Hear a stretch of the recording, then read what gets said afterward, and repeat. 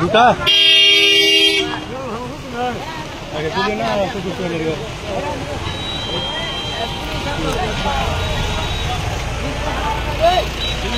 সমিতি বৈঠকে উপস্থিত সম্মানিত সংসদ বিজয় হাজরা মহোদয়, আগত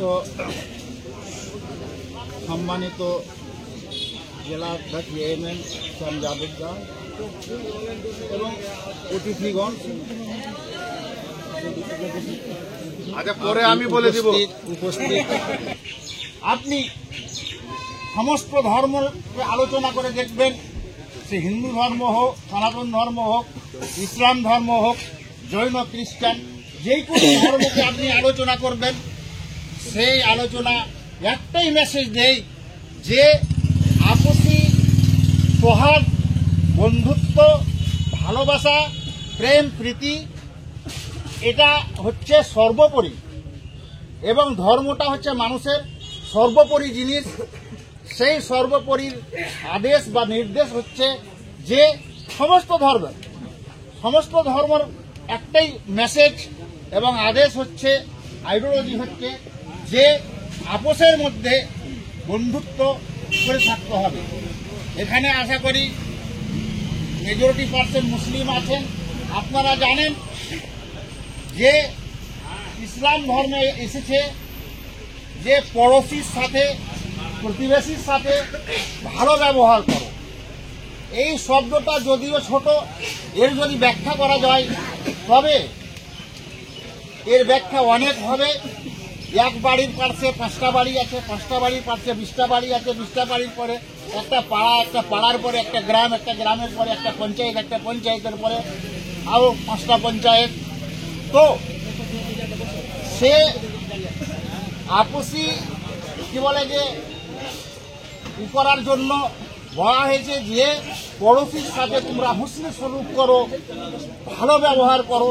সে পড়োশি যেই হোক না কেন, সে যে কোনো ধর্মের লোক না হোক কেন, যে কোনো জাতির লোক হোক না কেন, যে কোনো পর্যায়ের লোক হোক না কেন, বড় লোক হোক না কেন, ছোট মানুষ, ছোট দলের লোক না হোক না কেন, তার সাথে হুসনে সলুকের কথা, ভালোবাসার কথা বলা হয়েছে। এটা ইসলাম ধর্মে যেমন বলা হয়েছে ওই ধরনেরই সনাতন ধর্মে, হিন্দু ধর্মে বলা হয়েছে। এ থেকে বড় শব্দ বলা হয়েছে যে গোটা বিশ্বটাকে তুমি কুটুম্ব ভাবো, নিজের পরিবার ভাবো। গোটা বিশ্বকে পরিবার ভাবার কথা বলা হয়েছে সনাতন ধর্মে।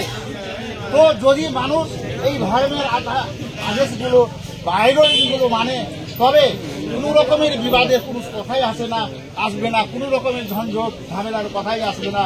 যখন আমি নিজের সবকে পড়োশি ভাববো, পড়োশির সাথে ভালো ব্যবহার করব, তবে এই ধরনের বা কোনো ধরনেরই সমস্যা থাকতে পারে না।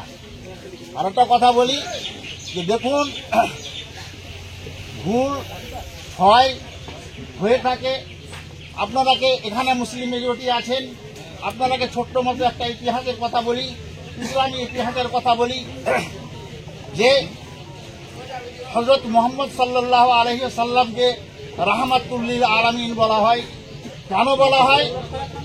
আপনারা জানেন যে মক্কা শরীফের মধ্যে আল্লাহর রসুলের জন্ম, সেখানে তার বংশবলী, সেখানে তার মা বাবার জায়গা, নিজের জন্মভূমি।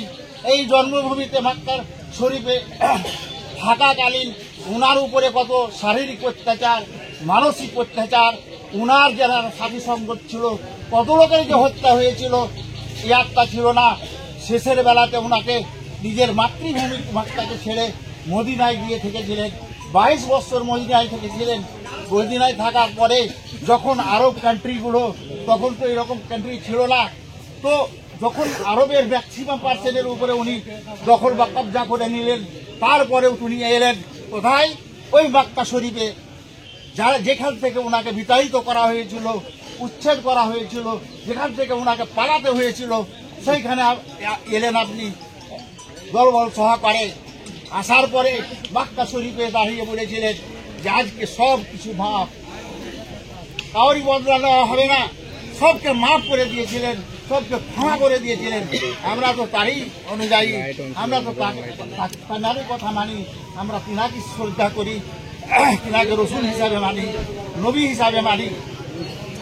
তো কথা হচ্ছে এই যে দেখুন, অতএব যা হয়েছে এটার যেন পুনরাবৃত্তি না হয় এবং আপোষের মধ্যে যে মহাব্বত আগে থেকেছে যেভাবে সেভাবেই যেটা আমরা থাকার চেষ্টা করব, এই বলে আমার বক্তব্য।